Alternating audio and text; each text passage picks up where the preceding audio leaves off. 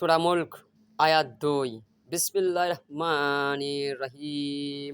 আল্লাযী খালাকাল মাউতা ওয়াল হায়াতা লিয়াবলুয়াকুম আইয়ুকুম আহসানু আমালান ওয়া হুয়াল আজিজুল গফুর।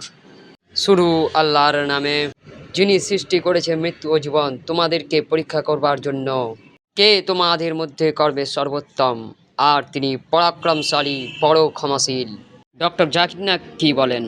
মৃত্যুর পর আত্মার কি হবে? তার জান কবজ করা হয় এবং সে মারা যায়, তাৎক্ষণিকভাবেই তার ওজন কমে যায়। এর অর্থ হচ্ছে মৃত্যুর পর মানুষ কিছু হারায় যখন সে মারা যায়, কিন্তু বিজ্ঞান এখনো সে পর্যায়ে পৌঁছেনি যে পর্যায়ে পৌঁছলে আত্মা ঠিক কি তা বলা যায়। আত্মা হচ্ছে নির্যাস মানব দেহের।